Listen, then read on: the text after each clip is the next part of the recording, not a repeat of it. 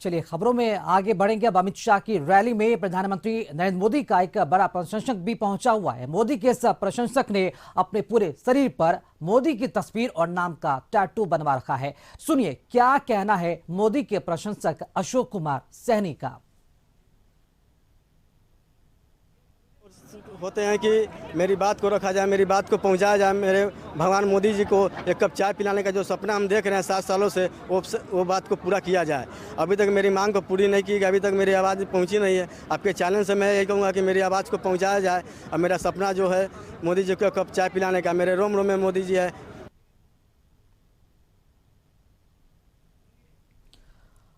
तो पीएम मोदी का एक ऐसा प्रशंसक जिसने अपने पूरे शरीर पर जो है वो टैटू गुथवा रखा है और प्रधानमंत्री नरेंद्र मोदी की तस्वीर और टैटू बनवा रखा है। और जैसा कि आपने सुना वो वहां पर पहुंचा है मुजफ्फरपुर के पताही में, जहां पर केंद्रीय गृह मंत्री अमित शाह की जो रैली है वहां पर होने वाली है और तकरीबन 2 लाख से भी अधिक कार्यकर्ताओं के जुटान की बात कही जा रही है।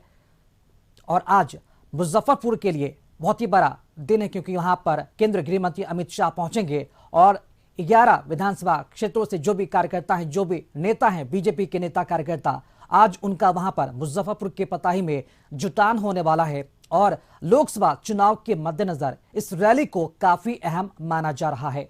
आपको बताते चले कि उत्तर बिहार का मुजफ्फरपुर जो है वो आर्थिक राजधानी मानी जाती है। उत्तर बिहार की आर्थिक राजधानी मुजफ्फरपुर और यहां पर पताही में अमित शाह की रैली हो रही है। कई मायनों में इसे खास माना जा रहा है। और आज दोपहर 1 बजे केंद्रीय गृह मंत्री अमित शाह का जो आगमन है वो पटना एयरपोर्ट पर हो जाएगा। उसके बाद प्रदेश स्तर के नेताओं के साथ वो रवाना हो जाएंगे मुजफ्फरपुर के पताही, जिसके बाद वहां पर उनका जो कार्यक्रम है उसकी शुरुआत हो जाएगी। और देखिए अमित शाह के रैली से पहले, अमित शाह के आने के पहले से ही बिहार की जो राजनीति है वो गर्म हो गई है। जो लगातार बयानों का दौर चल रहा है और बिहार में अगर सत्ताधारी पार्टियों की बात करें तो लगातार बीजेपी पर हमलावर है, अमित शाह पर हमलावर है। यहां तक कि एक दिन पहले जेडीयू प्रवक्ता नीरज कुमार का यह बयान भी सामने आया कि बार बार बिहार आते हैं लेकिन अपनी उपलब्धि नहीं बताते हैं। वही बिहार के तमाम युवाओं को भटकाने की कोशिश की जाती है लेकिन अपनी उपलब्धि नहीं बताई जाती है। सीधे तौर पर उन्होंने सवालिया निशान खड़ा किया और साथ ही साथ तंज भी कसा कि बिहार में ही वो डेरा क्यों नहीं डाल देते हैं।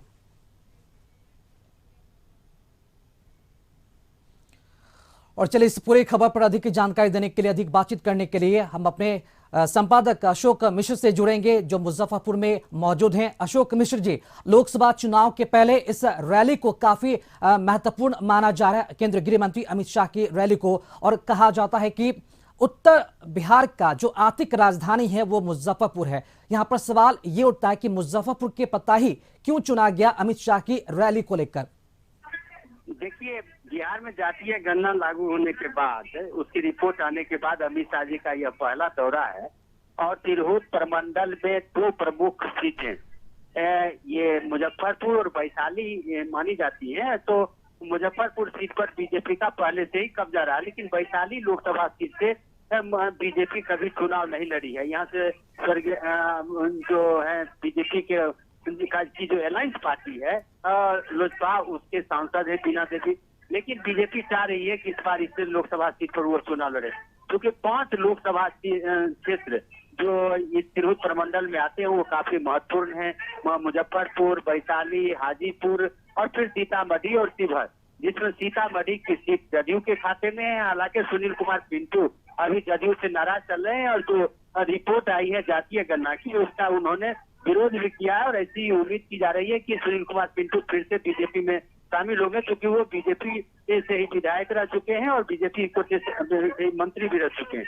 दूसरी सीट शिवहर की है, वो उससे बीजेपी की सांसद है, तो वो वहाँ पे है, तो उसमें बीजेपी को कोई दिक्कत नहीं है। मुजफ्फरपुर से भी बीजेपी के सांसद हैं। हाजीपुर लोकसभा सीट से केंद्रीय मंत्री पशुपति कुमार पारस हैं और वहाँ चिराग और पशुपति कुमार पारस के बीच में महायुद्ध छिड़ा हुआ है। तो ऐसी परिस्थिति में बीजेपी चाहती है कि वैशाली लोकसभा सीट पर भी वो अपना उम्मीदवारी दे और जो उम्मीदवार खड़े हों वो बीजेपी के चुनाव चिन्ह पर खड़े हों। इसीलिए यहाँ पे ये कार्यक्रम किया गया है। 5 लोकसभा सीटें तो जो तिरहुत परिमंडल की हैं वो तो महत्वपूर्ण है ही, इसके अलावे उजियारपुर से केंद्रीय गृह राज्य मंत्री नित्यानंद राय जी हैं, वो भी इससे तिरहुत प्रमंडल से सटा हुआ है।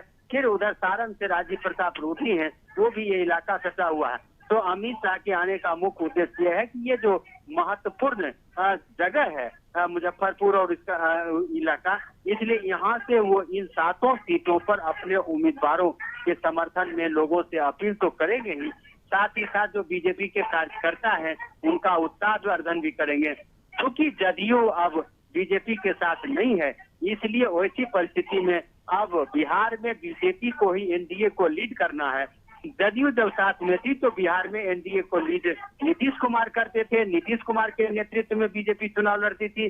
अब बीजेपी के नेतृत्व में एनडीए के अन्य पार्टनर चुनाव लड़ेंगे, इसलिए ये काफी महत्वपूर्ण हो जाता है। इसलिए अमित शाह जी का यह दौरा काफी महत्वपूर्ण है। हालांकि अमित शाह जी लगातार यह 5वां दौरा है उनका, लेकिन यह जो इलाका है, ये इस इलाके में निषाद जातियों, जिसको आपत्ति पिछड़ी जातियां कहते हैं, उनकी भी संख्या काफी है।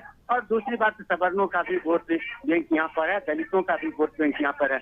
और वैसी परिस्थिति में बीजेपी यहाँ पे पूरी ताकत झोंकना चाहती है ताकि यहाँ की जो सीटें हैं वो सुनिश्चित की जा सके। राकेश जी, अशोक मिश्र जी, एक महत्वपूर्ण सवाल यह भी बनता है कि हाल के दिनों में जिस तरह से बिहार में महागठबंधन की सरकार ने जो 2 बड़ी उपलब्धियां बनाई है, एक तो जातीय गणना उन्होंने रिपोर्ट भी जारी किया और दूसरा बड़े पैमाने पर, इतने बड़े पैमाने पर शिक्षक बहाली निकाली और नियुक्ति पत्र भी सौंपा गया तमाम अभ्यर्थियों को। तो ये बड़ी ऐसी उपलब्धि है, क्या इसका काट बीजेपी निकाल पाएगी? और क्या इन दोनों मुद्दों से जुड़े क्या किसी बात की जो चर्चा है अमित शाह अपनी रैली में करेंगे?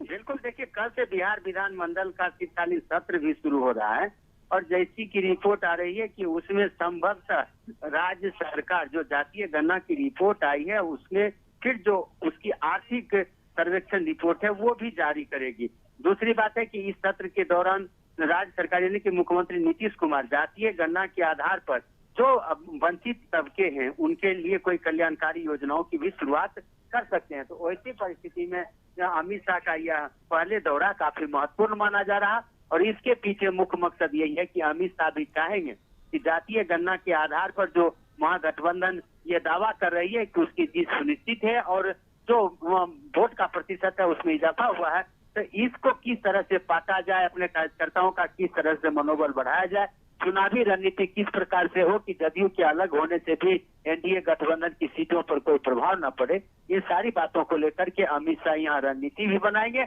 और अपने कार्यकर्ताओं को मंत्र भी फूकेंगे। राकेश जी, बहुत शुक्रिया अशोक मिश्र जी, खबर पर पूरी जानकारी देने के लिए आपका।